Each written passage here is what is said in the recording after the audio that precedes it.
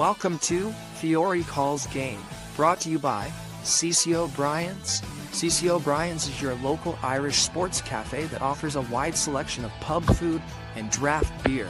With 22 TVs, including individual booth TVs, you can catch all your favorite sports games while enjoying a meal. And now, here's your host, Andrew Fiore. Welcome into Fiore Calls Game. I am your host, Andrew Fiore, and I got to thank my boss, Ben Barber, the founder here at 321 Media, for that new intro. That he did a great job with that. That was a surprise this afternoon, but we've got a big surprise guest here for you. George Grande, the first ever SportsCenter host, longtime ESPN anchor, among many other titles, including longtime Cincinnati Reds broadcaster. George, welcome onto the show. Yeah, and most importantly, longtime WERI newscaster and sportscaster too. We had a lot of fun and still do. George is one of many sports broadcasting legends to come out of Westerly and ERI, such as Chris Berman started here with our own Ken Collins, who's here on 321 Media Saturday mornings. But yeah, George, I was going to get us started with some Westerly talk before everything else.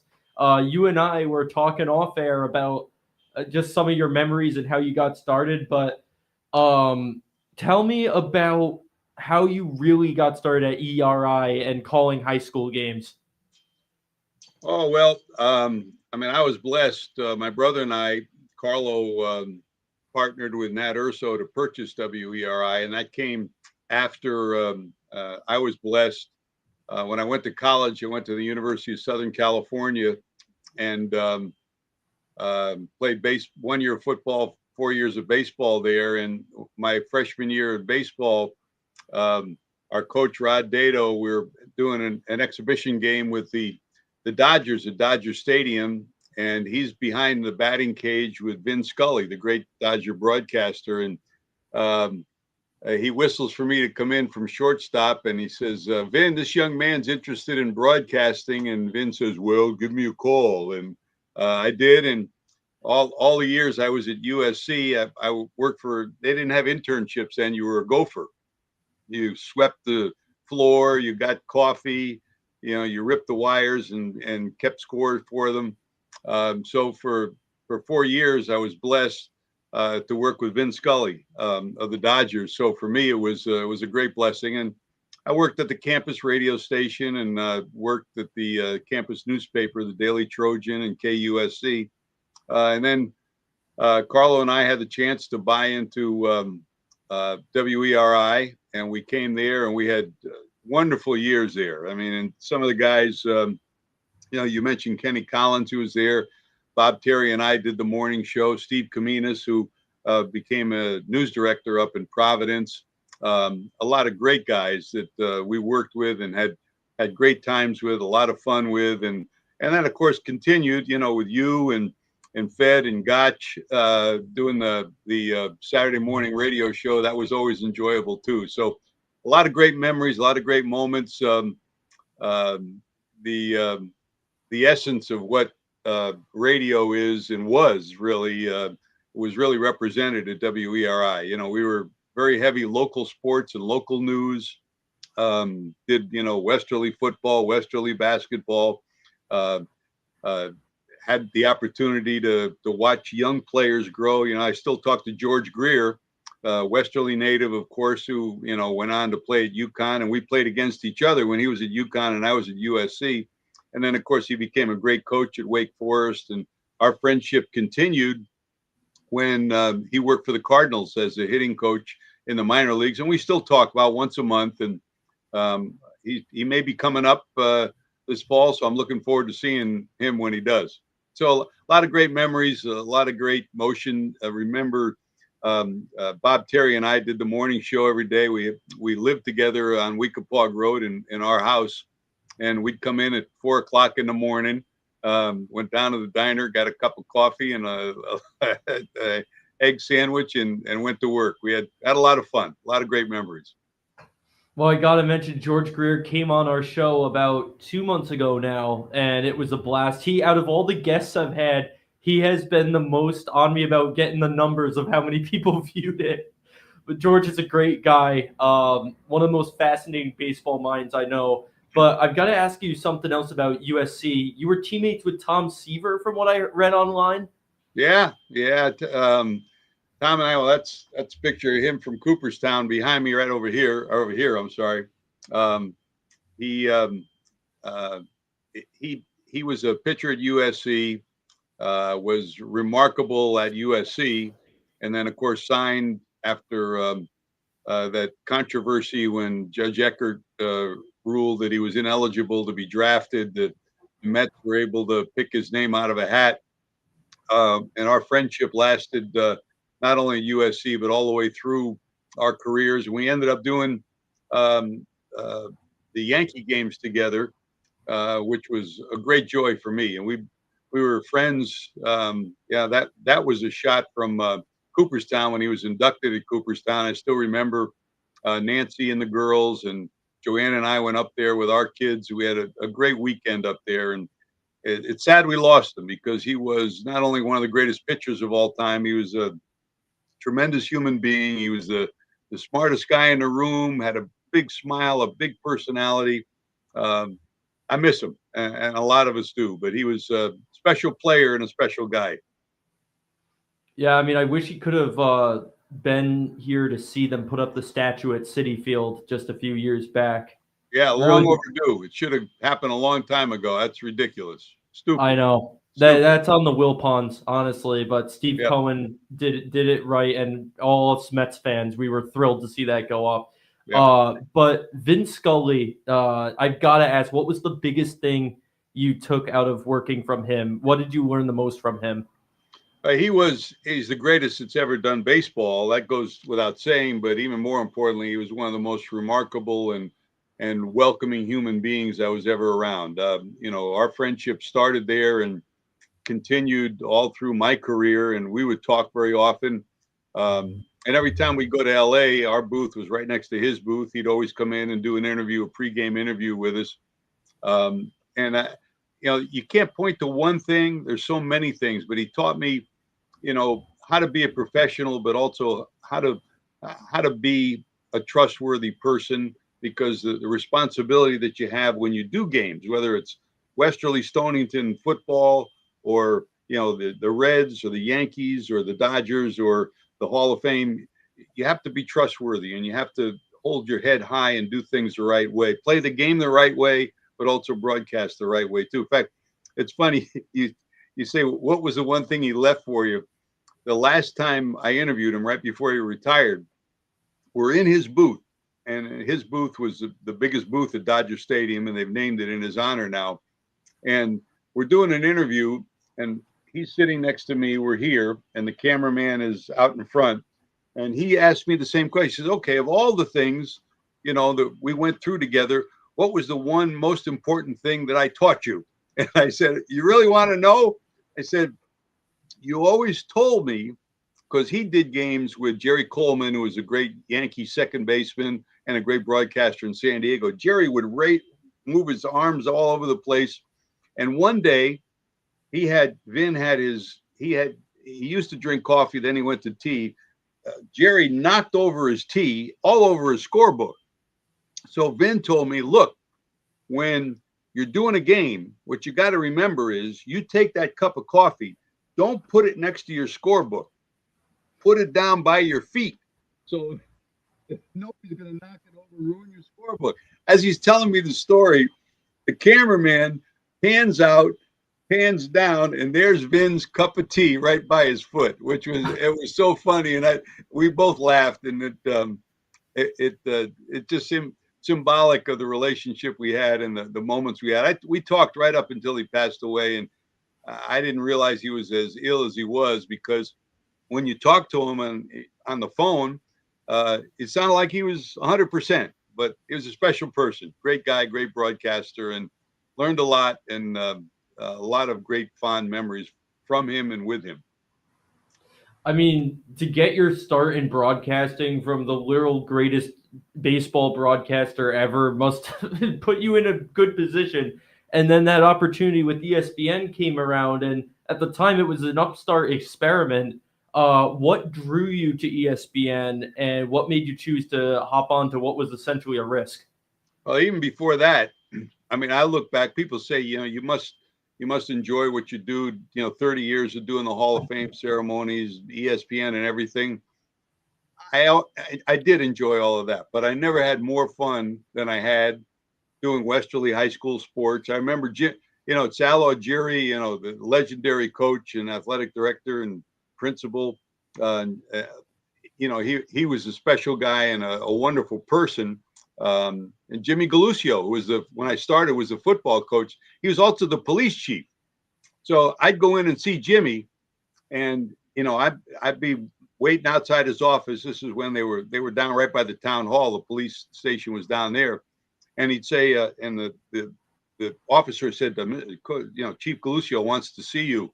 And I'd go in. I thought it was something police related because I would go in every day and check the logs.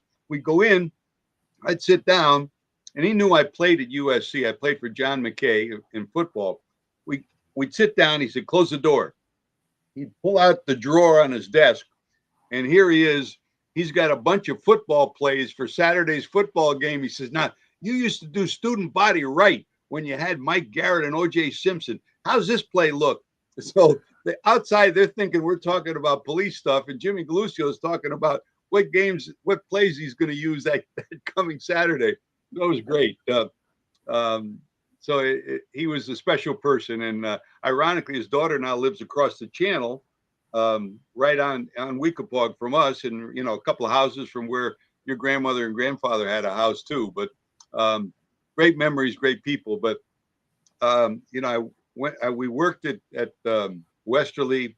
We purchased a station in New Haven. I worked in New Haven, and then eventually got a job at CBS. And when ESPN started, the fellow who started it, had known each other for years. They were looking for somebody to do the opening show. Bill Rasmussen and Chet Simmons and Scotty Connell came from NBC, and they asked me if I would come in just to do the opening show. And I went to my head people at CBS and said, could I go up there and do this opening show? And they said, sure, go ahead. They had no idea what ESPN was. Went up there, did the opening weekend with Lee Leonard, who then was a broadcaster in New York. And at the end of the weekend, we all got together and they said, look, would you consider coming up here and be our senior announcer, help us hire people, help us set up SportsCenter in the newsroom. And I went back, and Joanne, my wife, and I talked about it. It was a wonderful opportunity, but a crazy opportunity when you considered I was on the threshold of moving in at CBS to some of the bigger assignments. So I went in to see the head of CBS News and Sports, and I said, I want to get out of my contract because I want to leave to go up to ESPN. And he says, ES what? He says, you want to go where? You want to go up in the woods in Connecticut and leave CBS? And he laughed, he smiled. He said, look, I'll let you go, but when it falls flat in its face, you call me up and we'll see if we can get a job for you again. So ESPN was kind of in those days, you did on TV, you did 2 minutes of sports at 6 and 2 minutes at 11. That was it. At ESPN, you did we had SportsCenter at 7 for an hour, SportsCenter at 11 for an hour, SportsCenter at 2:00 a.m. for an hour. In between all of those shows, SportsCenter was what kept the network on time. So we would do another hour and a half of fill-in. So in any given night, you didn't do just 4 minutes of sports as you would do at a local television station. You did 4 hours of sports. So the people that we hired, we brought in Bob Lee, who joined us a couple of weeks after we started. Tom Mees came in. Chris Berman came in a couple of months after that. A lot of great guys, great young people who had the opportunity to grow geometrically, not arithmetically, because they were on the air so much. So it was a great opportunity for all of us, but it was also a family that still is very close today. We all get along. We all meet 2-3 times a year. In fact, Chris and I were just together. They a couple of weeks ago, they screened a film that they produced about Bill Rasmussen, the founder of ESPN, and we were able to go there and be there. And it was a wonderful experience. Much like WERI, it was the friendships that we had and the joy that we had of being together. And that still lives on today. Well, I was going to say, when you were hiring Chris Berman, did ERI jump out, and was that the deciding factor for getting him on the air at ESPN? Chris went to Brown. So my Yeah. brother and I, when we were, we had the station and we were doing Brown basketball at that point. We did Brown, we did PC, we did URI, we did every game that we could do. And Carlo went up one time and let Chris sit in. He was working for the Brown radio station, let Chris sit in. Then after that, he came down when he graduated to come down and work with us. From there, he got a job in Hartford, Connecticut, doing TV. And then when we started at ESPN, there were some openings. And a couple of months after we started, we were able to get him in the door there. So it was, again, it's people looking out for each other. And we always did. And to this day, Chris and I still talk on a regular basis. We've gone through great joys on the air and in the business, and sadness too. He lost his wife. I lost my wife. We've seen our kids grow up, get married, have kids, grandkids. So that link will always be there. Bob Lee and I talk on a regular basis. And of course, we lost Tom Mees, and we lost Lou Palmer, who was with us in the early days as well. But a lot of great people, a lot of good fun. With I got to go back to Westerly and give our viewers some context here. George still has a house on the Weekapaug Breachway, right directly across the water from where my grandparents had a cottage, and George used to swim over and give my grandparents some clams, or was it the other way around? And my grandfather used to do that.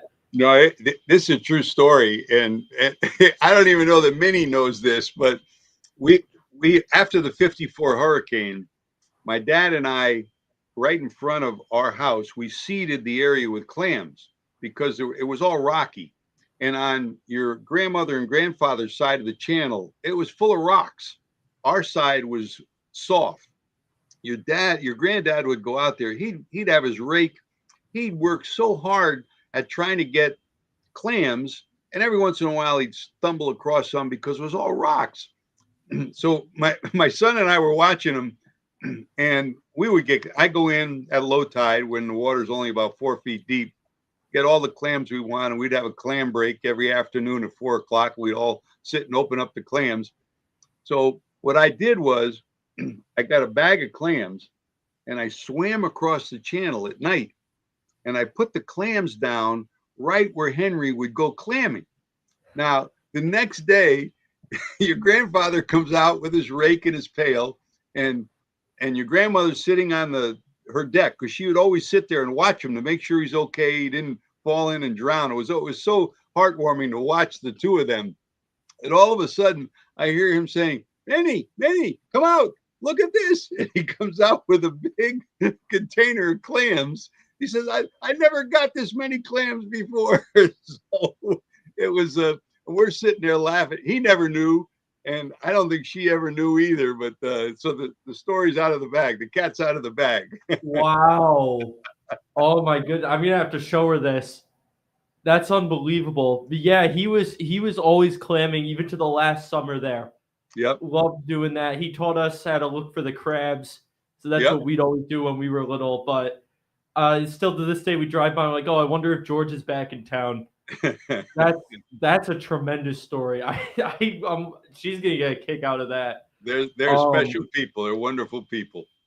I've got to ask with Berman too.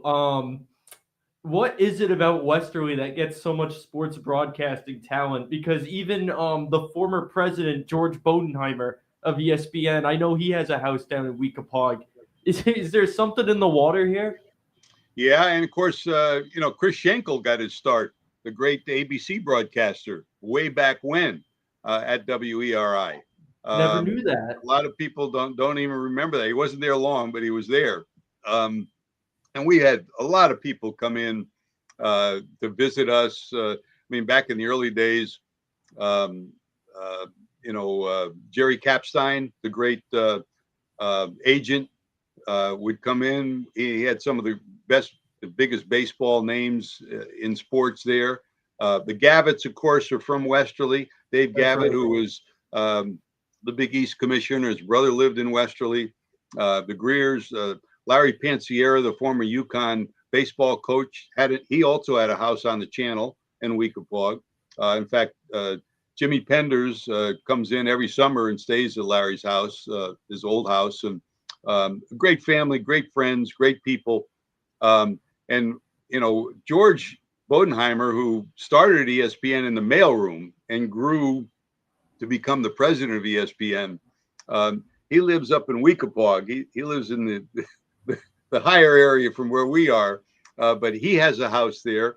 Norby Williamson, who went to Southern Connecticut State University, and then we hired him in the early 80s. He became the director of programming. He just bought a house down on Atlantic Avenue too. So little by little, we're getting the old group together, which is pretty good. In fact, George and I get together for coffee at Sprock's, Sprock Urso, Sprock and Ann, and their daughter Angel have the little, used to be Charlie Connor's bait shop and gas station. Now it's the Weekapaug Inlet right by the bridge in Weekapaug. We get there for coffee whenever we're there, once or twice a week. So there's a great link there, and it's always home. It's always great to get there and sit on the deck, take a swim, do some work, cut the lawn, jump in the channel. Cut the bushes, jump in the channel. It's the best. It's the best. Yeah, I miss it. And I remember when I first met you, and I had to be about 12 or something. I was blown away, and I asked. The thing I remember most is you told me to be well-rounded in everything, not just sports. Like, know your history, know your geography. All of that will come in handy. And that's kind of my version of the Vin Scully question that you got from Vin about what you remembered most from him. Yeah, and we all learn. Number one, we learn from our parents. That's where it starts. My dad always told me, live by the golden rule. Treat people the way you want to be treated, basically. And that goes, Vin taught me much the same thing when it dealt with sports and broadcasting. But I mean, I was fortunate. I was able to work with Vin, who told me always honor the game. I was able to work at CBS with Walter Cronkite. He was like two halls up from us, and I would just go in and stumble in there and talk to him. And he always told me, and this is what I always believed in, always make the story be the most important thing, not you and your personality the most important thing. Now, that changes today. We live in an era when many broadcasters believe in big personality first, the story second. That's not the way I operated because of the people I grew up with. When I worked in New York, I was able to come across Dick Young, the great writer for the New York Daily News, and he's the first one that told me, you got to get something that nobody else has. So go into the clubhouse, go into the locker room, get to know the players, the coaches, the managers, get to know the clubhouse guys and the trainers and the sports information directors, because they're the ones that are going to give you stories that other people don't have. That's what makes you better and different. Get something that other people don't have. Anybody can read the notes that you get, or go online and find this out or find that out. But what you bring to your broadcast is something that hopefully you bring something that none of them have. And that was always a goal for me. I always got to the park early, or whether it's football, basketball, baseball. And, I would still, in fact, Rick Pitino, who of course was a great college basketball coach in Rhode Island up at Providence. And I saw him this past year, and he says, you still coming into the clubhouse early? You're still coming into the gym early? And we laughed because that's what I learned. That's the way we did it. But it was, you take a little bit of this and a little bit of that from all the people that you work with, all the people you learn from. And that goes not just in the profession, but it goes in the way you live your life. We learn from our parents, we learn from teachers, we learn from people who cross our paths, and hopefully, we find as we go through that, what makes it work for all of us? What are you comfortable with? You know, some people are comfortable being this way. Other people are just be yourself. And you and I have talked about that. You got to be yourself. You can't be somebody else. I can't be Vin Scully. I can't be Walter Cronkite, but I can be who I am. And hopefully it's good enough. And I mean, I'm blessed that I've had a great career and most importantly, crossed paths with a lot of wonderful people that I've learned from and been able to share a lot of great moments with. I mean, Cronkite and Scully are two of the biggest examples you could think of for people to learn from. What was Cronkite like behind the scenes? He was very quiet, laid back. In fact, well, you can appreciate it because in the early days in the 70s, when we were at WERI, we would cover the America's Cup races up in Newport. It was every year or every 3 years, it would be held at Newport because the United States held the America's Cup for 120 some odd years without losing it. And the Newport Yacht Club was the home base of the America's Cup. And Walter was a sailor. And I'll never forget, I ended up going to ESPN and we started covering it at ESPN. And Dennis Conner came in and, you know, Ted Turner came in. And there was a big debate as to what would happen if the America's Cup was ever lost by America, you know, because Australia would enter a team, Spain would enter a team, Italy would enter a boat. And Walter was up there one year and we're at the America's Cup headquarters down on Thames Street. And I said, Walter, what do you think would happen? You know, and we're sitting in front of the trophy. Here's the America's Cup trophy at the headquarters. He said, well, you know what the old adage was and the old story was, see that trophy? If that trophy leaves and the American sailor that lost it, the rumor is his head will be sitting in that trophy case. Wow. But he was a great lover of Newport and a great lover of sailing. So those are the things you remember, you know, and he was that kind of a guy. He would go someplace and he'd be walking down the street in Newport and many people wouldn't even recognize him. And he was happy with that. It's not like he needed to be adulated. He needed to be honored as the greatest newscaster of our nation. That's the kind of guy Walter Cronkite was. That's the kind of guy Vin Scully was too. That's unbelievable. I never knew he frequented Rhode Island like that. Yep. Well, was there a moment for you at ESPN where you knew it could be bigger than what you originally thought? There was a lot of moments where we didn't know whether we'd last, 4 weeks, 4 months, 4 years, let alone 40 plus years where we are now. We knew we were going to have fun. We knew we'd be able to do something no one had ever done before, but we had no idea if there were a lot of people out there like us who wanted more sports and wanted it 24 hours a day. So we went in with the idea we're going to have fun no matter what. Chet Simmons, who was our president, and Scotty Connell was his partner, he said, look, when we started, he said, we don't have the NBA, the NHL, Major League Baseball, the NFL. Someday we will. But what we have that they don't have is SportsCenter. And what we have to do is capitalize on that. And someday we're going to have all those other sports, all the major sports, but we'll have something they don't have. And he was so right way back then. I remember we started September 7th of 1979. Our first Super Bowl was in 1980, January of 1980. And I went to Pasadena and Greg Wade was our cameraman. And he and I were there, and we're going out to do some pregame pieces. And we have our camera, and on the side of it, it says ESPN. And we're going through the parking lot at the Rose Bowl, where that Super Bowl was held, and people are coming up. What is this? Is this the Espanol network? We've never seen this before. People had no idea what it was.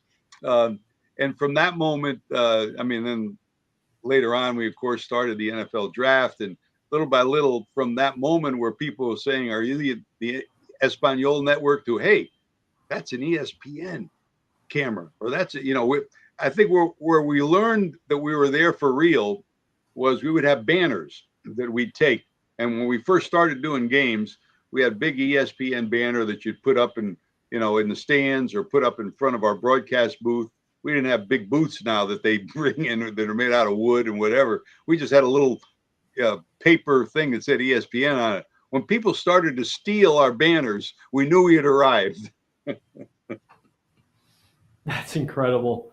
You got to cover a number of championships, the World Series, NBA Finals, the NFL Draft, Super Bowls. Was there one that stood out to you throughout the 80s, which was your tenure at ESPN? Everyone, for me, probably the most impactful event that I covered it was the 30 years I emceed the Baseball Hall of Fame ceremonies. It was a remarkable experience. Every year, depending on who was inducted in their speeches, every speech touched you.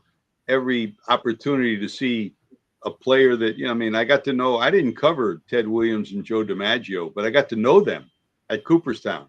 I got to sit with them and talk with them and understand who they were, what they represented. And for me, every single Hall of Fame ceremony was special. Every single Hall of Fame weekend was special.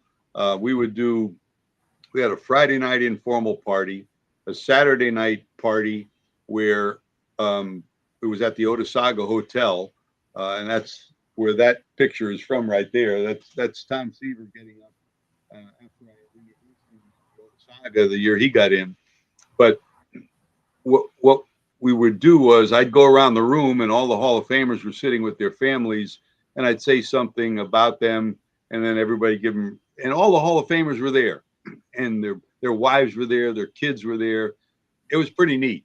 And every year was different. You say, what was the greatest speech? Harmon Killebrew got up and said, told a story about his mom. He had brothers, and they just planted grass in his front yard, and he and his brothers were playing baseball on the grass, and his mother came out and yelled at him and said, get off the grass, your father just planted that. I'm going to tell him when he comes home for supper. He comes home for supper, they're sitting down, she tells the story, and he's eating, and he looks up, he says, dear, we are growing children, we're not growing grass, you let them play. And every story was poignant. Every Ozzie Smith, when he got in, talked about when he was in youth baseball, and he was pretty good, a great athlete, acrobatic. He did gymnastics and everything else, but he didn't apply himself. And his coach said, Osborne, his name was Osborne Earl, and I still call him Osborne. And we laugh. He says, Osborne, let me tell you something. You're good, but good isn't good enough if you can be better, and better isn't good enough if you can be the best. You can be the best, so work harder at it. Those are just a couple of, I could give you 20 examples of, Andre Dawson standing up there with tears in his eyes saying, love the game and the game will love you back. Things like that, moments like that, every single year, something special happened. It might be in their speech. It might be watching them walking around Cooperstown or at the Otesaga Hotel or in the Hall of Fame. So I think if there's one part of my whole experience that was just special and spectacular in any given year, it was the experience at the Hall of Fame. Of course, games were great, who won, who lost or whatever. Watching Ohtani and his 3 home run pitching performance this year was spectacular. And you begin to rack your brain. I was there when Kirk Gibson hit that walk-off home run off Dennis Eckersley when he couldn't even walk. Moments like that when you watch the Yankee comeback, the Red Sox comeback, all these events that you were part of, they were all special. But for a composite, the experience of the Hall of Fame was really pretty special. My co-host Brandon, who's not here today, he always asks the same question to a lot of our bigger guests. Was there ever anyone who you found yourself starstruck being in the presence of? You know, initially you'd have to say all these people, all these great Hall of Famers, whether it's football, basketball. I mean, I remember, I did games for the Cincinnati Reds for 30 years. And I remember going to, we were playing on a travel baseball team when I was in high school. We went to Cincinnati and we're at the airport flying home. And there's delays, there's thunderstorms at the Cincinnati airport. And over in the left corner is a group of people all sitting there. And among them, it's Martin Luther King Jr. And I've said, my God, that's Martin Luther King Jr. And we're all sitting there, we're waiting, no flights are going out. And I went over and I said, Dr. King, we're here from Connecticut. Would you come in and talk to, my teammates about what teamwork means, about people working together? And he looked at me like I was crazy. And they said, where are you? I said, we're right over there. He walked over and gave our team a pep talk. And I mean, I was in awe. And if I think back on my years at Cincinnati, the moments that strike me more than anything, that moment, getting to meet Martin Luther King Jr. When I was doing games with the Reds, Rosa Parks came to town. And Rosa Parks, for those that don't remember, was the little 5'2" lady that refused to give up her seat in Alabama when blacks were not allowed to sit on a bus or even get on a bus. I met her and got to talk to her for 15 or 20 minutes. I'm walking down the street. Here comes the big O, Oscar Robertson, another time. And I got to sit and talk with Oscar Robertson. So it's not always just about a game. It's not always just about an event. It's about the people that you cross paths with. And for me, I think those are yes, you're in awe of those people. And I remember going to Cooperstown and I was, quietly in the background the first couple of years because a lot of the guys I didn't know, the Ted Williams and the Joe DiMaggios. I got to know Joe really well. I was a Willie Mays guy. I grew up as a Mays fan. I always wore 24 on my whatever sport I was playing, football, basketball, baseball. I tried to get 24. And Cy Berger, who was the guy who was from Topps Baseball, he invented the Topps cards that everybody used to trade, was a friend of mine. He introduced me to Willie. And I remember, I was like, I'm going to meet Willie Mays, and then little by little got to know him, got to know Ted Williams. And the irony of it was, I'll never forget, when you talk about moments you'll never forget. We're at Cooperstown. We're at the Hall of Fame ceremonies, and I'm getting ready to go out to introduce the Hall of Famers. And Ted Williams and Willie are standing right in the line, ready to come out when I introduce them. And I always called Ted the greatest hitter that ever lived. And I called Willie the most exciting player I ever saw. And Ted comes over, he says, Grande, come over here. So I go over, he says, okay, you got both of us here. What are you going to say about us this year? And I'm thinking, oh God, I got two of the greatest of all time. And what they're going to, and Ted could get on you. He really could. And so I said, well, I said, Ted, I'm just going to say, what I believe, and that you were the greatest hitter of all time. And Willie, say, hey, kid, was the most exciting player I ever saw. So I introduced him, and I turned around after I introduced Ted, and I told the story. He always said, when my career is finished, I just want people, if they see me walking down the street, to say, there goes the greatest hitter of all time. And I told that story, and I look back at him like this, and he goes, like that.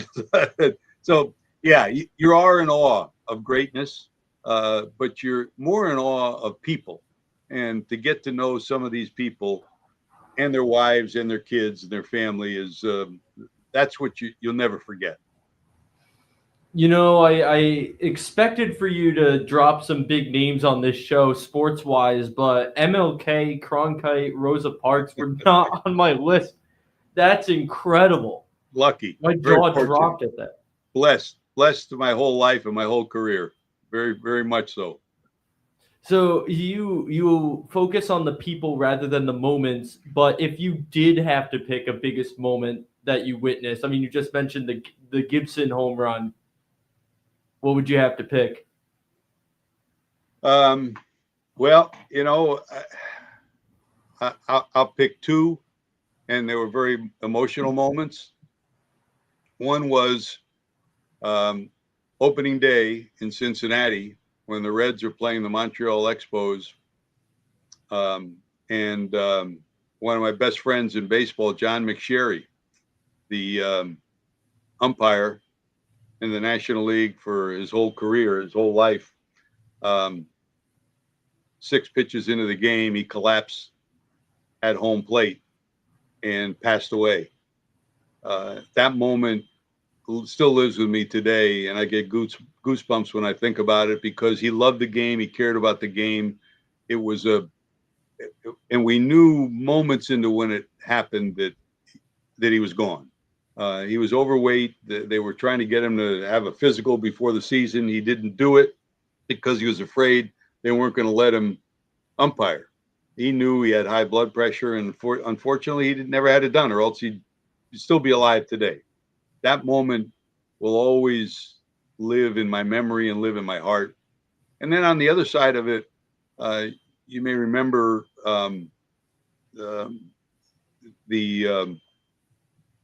Steve Palermo, who was a great umpire from Connecticut, grew up in Connecticut, best umpire in baseball during the 70s and 80s and into the 90s. He was shot trying to come to the aid of a lady at a restaurant who was being accosted, and they shot him in the back. He became paralyzed, and they said he would never walk and never get to a ballpark again. And during the World Series in Minnesota, he got to throw out the first pitch. It was 3 years later. And watching him with his crutches go out there on his own and throw out the first pitch was something that, I mean, I had tears in my eyes as did thousands of people on that night. So, it wasn't a game. It wasn't a play. There's so many of those that are all great. But it was touching because of who those men were and touching because of the circumstances that they were involved in. So, people always say, what was your best game? And I always say my next game, because you hope that your next game is your best game. And that's why you work hard, just like you. You hope that your next show is your best show, that you do your homework, that you delve into whoever your guest is, and you find out something, again, like that nobody else knew before you ever start that interview. Those are the things that spur you on to make your best show your next show. For me, my next game, my best game. You mentioned umpires. I've got to ask, did you ever cross paths with Phil Cuzzy? Oh, yeah. Cuz is great. In fact, I just saw him. Terry Tata, who also lives in Connecticut, National League umpire, is retired. In fact, they just talked to him the other day about that play between Milwaukee and the Dodgers, where the ball glanced off the center fielder's glove, Frelick's glove, and then hit the wall. And then the umpires handled it perfectly. And I called T the next day, and we were laughing and reminiscing. Terry and I both were honored with gold keys in Connecticut. And Cuz came in for Terry, which was wonderful. In fact, 8 umpires came in to honor Terry Tata. But Cuz is great. He's one of the best umpires in the game. And unfortunately, we've lost so many of those veteran umpires. A lot of good young umpires coming up. But Cuz is one of the best, and a great person and a great character. I'm sure he had some great stories for you. Yeah, even the way we got him on the show was a funny story. So every year my family goes to a Mets game, and then we go out to eat in New Haven, and somebody at the table next to us came by and just said, "How's the food? Are you liking it? I'm friends with the owner." And we get to talking to this man, and he finds out it was my birthday and that I was trying to get into sports media and I had this show. and I had called baseball and all this, and he said, "Well, you guys are coming from a Mets game. I know an umpire, Phil Cuzzy. I'll put you in touch." Yeah, and he just liked us. This guy just liked us. His name was Lou Proto. He was good friends with the restaurant owner. Happened to be sitting next to us. It was like, "Yeah, I'll put you in touch." I talked to Phil on the phone to set up the interview. Turns out his nephew is my girlfriend's priest. Wow. We had no idea about that because she lives out in New Jersey. That's where he lives. So just wild coincidences like that got us the opportunity to interview Phil. And while we were interviewing him, the news broke about them having the first female umpire in an MLB game. So we got to have his take on that live as the news broke. But of course, he already knew about that in advance. Oh yeah. Yeah, that's been brewing for a while. Those guys still talk. All the veteran umpires still talk a couple of times a month. They've stayed close. And they're it was a different era when he came up and all these guys came up. And I think, when you look at games today and you see the box that, will show the strike zone, it's pretty amazing how often the umpires get it right. When you consider there could be 200, 300 pitches a night, and they get it right. And like we talked about before, Dick Young always told me, you got to go into the locker room. You got to go into the clubhouse. I always went in the umpire's room before every game. And I go in, talk to the guys, ask them questions about maybe a play that happened the night before or something else and it'd be interesting because even though the rule book says this, different umpires had different views. And very often I go in and I say, I got to ask you a question about this. And they'd be arguing with each other about what should we do? How should we handle that? And it was always great. It was a wonderful experience to go in there and talk to those guys. And they became friends, which is pretty neat long after your career is done. What was the transition like for you to go from doing national coverage, bouncing from different games and different sports to sticking with one team every day for whole seasons? The difference, I still maintain the same philosophy. And that was, again, Ben told me once, he said, look, when you're doing a game, we're doing the Dodgers tonight. And everybody 90% of the people that are watching me or listening to me are Dodger fans. But remember, sitting at home is a mother, a wife, a son of somebody on the other team. So somebody makes a bad play, somebody makes an error, somebody makes a mental mistake or whatever. Your job is to talk about that. But just because they're on the other team, your job isn't to bury them. Your job isn't to make fun of them, because somewhere out there is a mother, a wife, a child that's watching or listening. And that always rang true to me, that no matter what you're doing, whether you're doing national games or local teams games, be fair. And you have a job as a broadcaster to talk about what happens on the field. If somebody makes an error, you talk about it. But I'm not one that believes, like some do today, that you take that opportunity to make yourself seem better or smarter or more clever. And Vin told me another thing, which was really good. Everybody, it's easy to second guess. Vin said, our job up here is to first guess. So in other words, say there's a runner on first. It's the ninth inning of a 2-2 ball game. You can say, here's the options.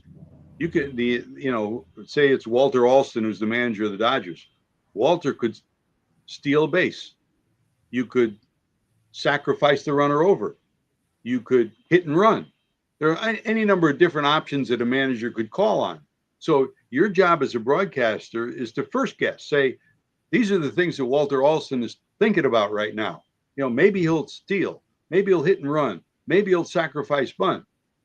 Don't wait until he hits and runs and then Guy lines to the first baseman catches it, steps on the bag, it's a double play, the runners erased, and you say, well, he should have sacrificed or he should have stolen instead. So it's easier as someone who, if you want to make yourself look good, to second guess. And we live in an era, I'm sure you watch after every one of these playoff and World Series games, people second guessing, or in the NFL, why did they on 4th and 1, why did they run the ball down right in the middle instead of going passing or whatever? Don't second guess, first guess. Say, okay, here's the options. You can fake it, a run in the middle, and then throw it to the tight end. Or you could hit and run, you could bunt, you could steal. Those, and that always, it hit home for me. So whether I'm doing a local team's games or national games, that stayed the same for me. First guess, don't second guess. Yes, if you're doing a team's games every night, they expect you to know more and talk more about your team. That's par for the course. That doesn't mean you forget about the other team, because sometimes some of the most interesting stories might come from somebody on the other team. So that's important, to try to meld the two. It's a different broadcast.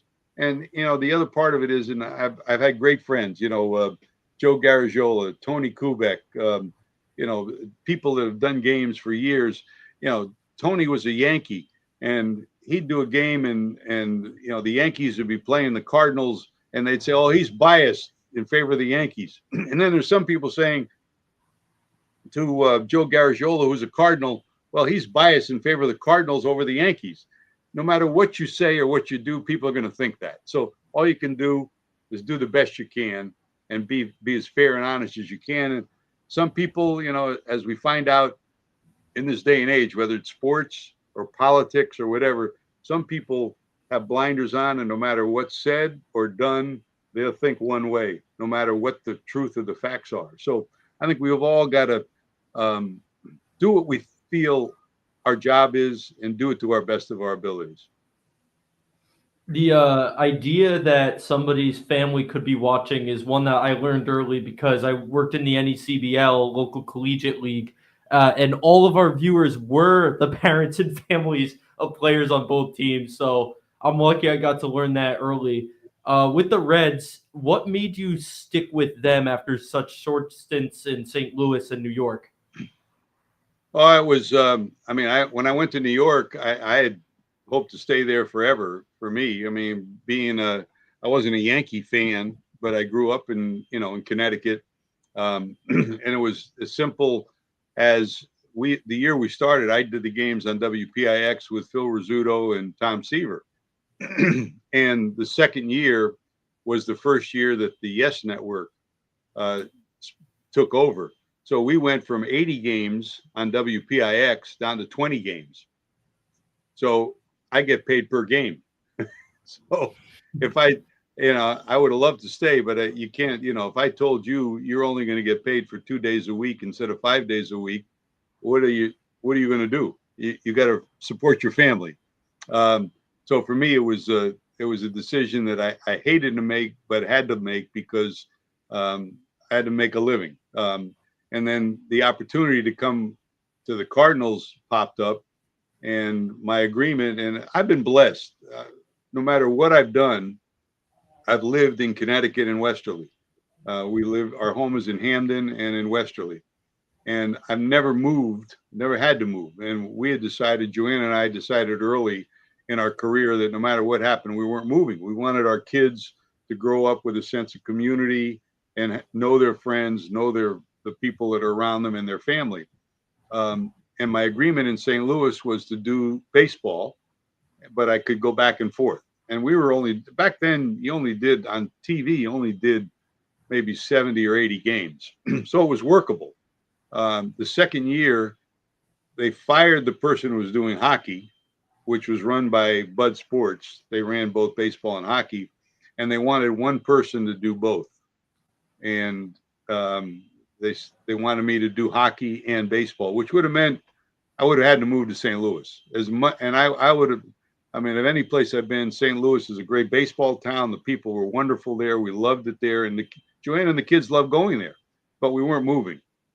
So end result, had to leave there. And the irony of it was the first team that ever contacted me when I decided to leave ESPN was the Reds. And at that time, there was a person doing Reds baseball on TV, and he still had a contract. And my initial feeling was, this is great, until I found out that he had a contract and they would have to fire him. And I said, I can't, in all due respect, I can't do that. So I turned the page on that. The Yankee thing came up, which was wonderful. But 4 years later, they had fired the guy and called me up and said, well, we're going to try again. Do you want to come to Cincinnati? And I said, I'd love to come to Cincinnati. And they were wonderful. They allowed me to stay home. I could go back and forth. You know, it meant that a little more time of travel than I would want to do, but it was workable and it worked out great, and had 30 wonderful years there. As a Mets fan, I'm still a little bitter about the way that wild card race ended. I saw it coming, but the Reds have a talented group. Not everybody saw it coming, but they look like they have a bright future, even though they fell up short against the Dodgers. What did you see out of them this year? What do you expect next year from this group? Oh, I think Terry Francona did a tremendous job, and that had a lot to do. We've got some good young players, good young pitching, and I think they'll be in the hunt again next year. And, you know, I know you're a Mets fan, but remember this. When I was with the Reds in 1999, it went the other way around. The That's Reds right. and the Mets ended in a tie, and we had a one-game playoff. The Mets, Al Leiter pitched a brilliant game and knocked out the Reds. So it happened both ways, down to the final day, and it's baseball. But yeah, it's and that's the beauty of it too. But I think the Reds are, the Reds are at a point where they've got good young core that they can build on. They've got to fill in some holes, got to rebuild their bullpen. They're going to lose a couple of pitchers to free agency. And Terry Tito's done a tremendous job. He's been a godsend to the Reds organization. You know, the Mets have their work cut out. Two of my good friends were on that staff. John Gibbons, who wants to manage again as a bench coach, so he decided not to go back. And a couple of other guys aren't going back either. And the rest of them, they just changed. So it'll be a whole new coaching staff. And this game is about leadership. And you lead in different ways. Some leaders are vocal and vociferous. Other leaders are quiet leaders. In New York, you need quiet leaders. Alonso is one of those guys like that.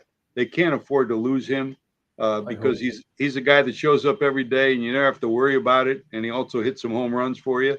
So yes, Lindor's a leader to some of the Spanish-speaking players. Alonso's a leader by the way he performs every day. There's a blend and a meld there that they've got to fine tune. So I think you'll see some players change, and we'll and again, it's about pitching. They had pitching injuries this year, and the Dodgers were fortunate that their pitching injuries healed right at the right time. Their pitching staff right now, especially their starters, are at the peak of their game. They weren't in June and July, but they had enough money, as Cohen does in New York, to bring in pitching. So it starts with pitching and ends with pitching, bottom line. Yeah, that's why I saw it coming for so long. When it hit the point when it was like August and none of our pitchers were going past 6 innings, that's when I knew we were cooked. But yeah, I got to see, I don't know, do you still travel to Reds games? Because I got to see the Reds when David Wright had his number retired. And I was there. You were there? Yeah, I was there in New York. I went for David, and also Tony Carrillo is the clubhouse guy for the Mets, the visiting clubhouse guy. He was there for 50 years. They honored him. Yeah, they honored Tony. So I went for Tony, really. Tony was great. He had great sausage and peppers in the clubhouse. He had good Italian food, and we would always sit after because I would drive back and forth when we would play the Mets. I wouldn't stay at the team hotel. So I'd always stay a little longer and we'd sit and talk about life. And so I was happy for Tony. But yeah, I I'll, when they come to Boston or the Yankees or the Mets, I'll join them there. But I don't go to the road very often. I don't go to Cincinnati very often. I've done enough airplanes, I'd much rather be swimming in the channel in Westerly. Yeah, I wish I had checked before I was going to that. My girlfriend and I went because David Wright is still my favorite athlete ever. And coming from a Patriots fan growing up in the Tom Brady era, it's a lot to say somebody other than Tom Brady's your favorite athlete. Yeah. But yeah, David, I had to be there. I always said from when I was little, like if they ever retire David Wright's number, I have to be there. And the Reds, they showed up, man. They were looking scary, and I think they've got a bright future. And I'm feeling pretty good about the Mets next year. They're going to have some young prospects coming up. I like that they're addressing problems. Hopefully, make the right hiring changes, and they just really need to sign some pitchers and get Alonso back, like you were saying. Because if Alonso's gone, then that changes things. Yeah, it's a shame they don't have enough money to go after some of those players.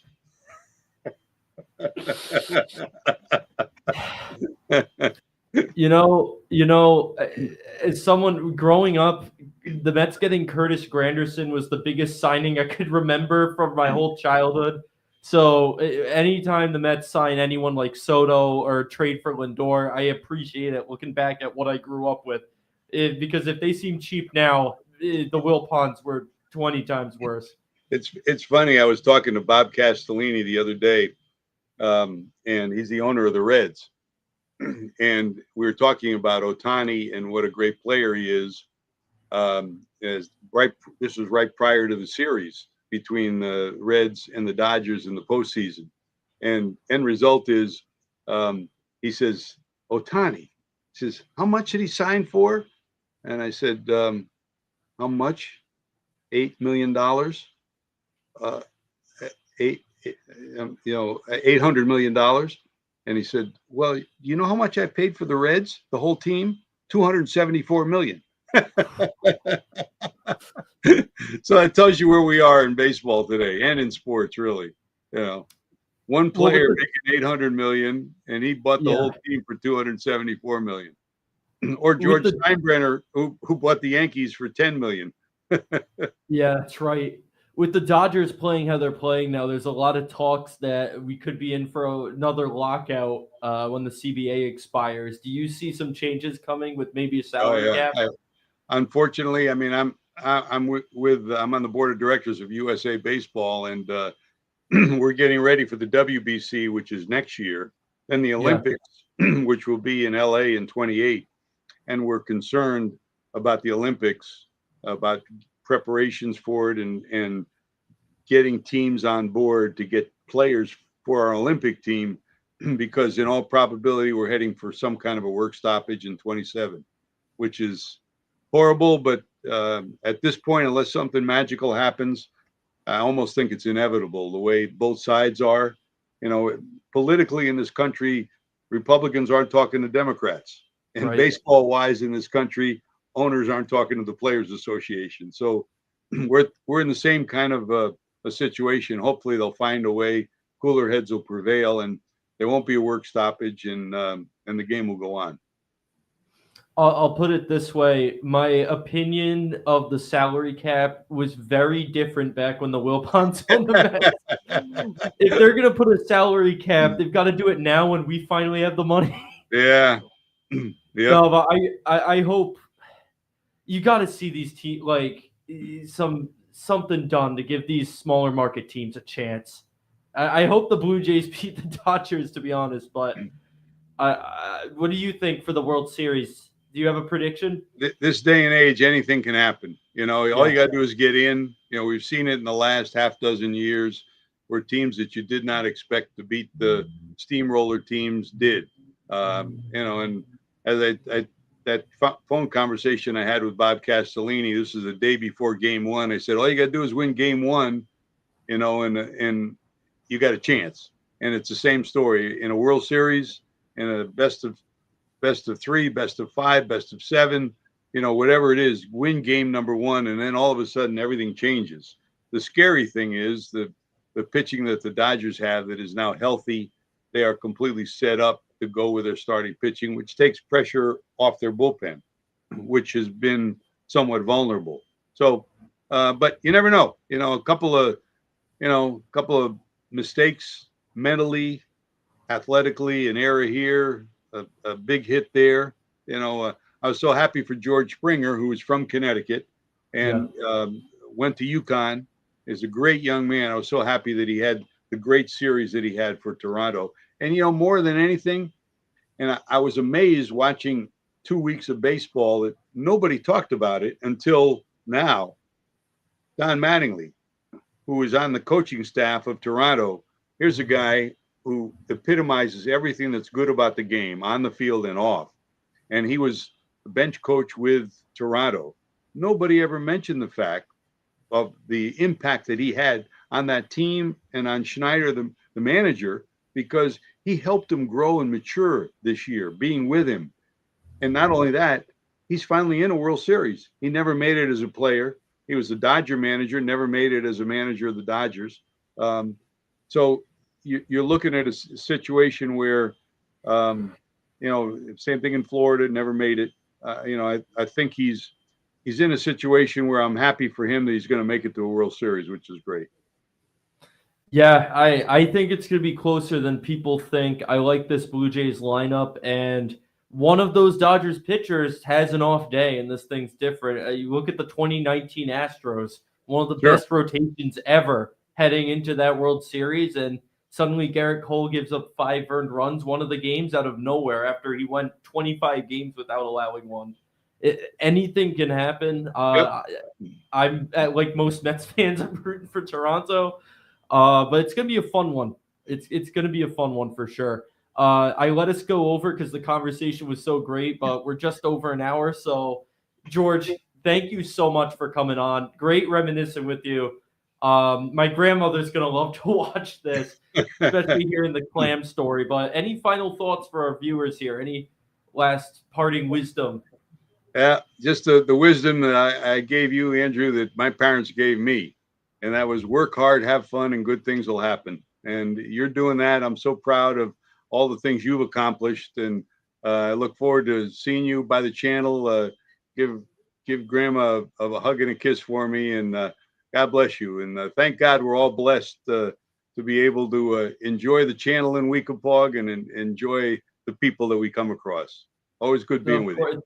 Great town, great community, great conversation. And if I end up going to a Red Sox, Yankees, or Mets game and they're playing the Reds this time, I'll give you some notice. But George, until next time, I'll see you at the beach. Thank you. God bless for coming on. God bless you too. See you, Andrew. That's going to do it for Fiore Calls Game. We're going to have another guest next week. And 2 weeks from now, we have Thor Bjorn, the athletic director of URI, coming on. So that should be a great one. But we'll see you next week here on Fiore Calls Game.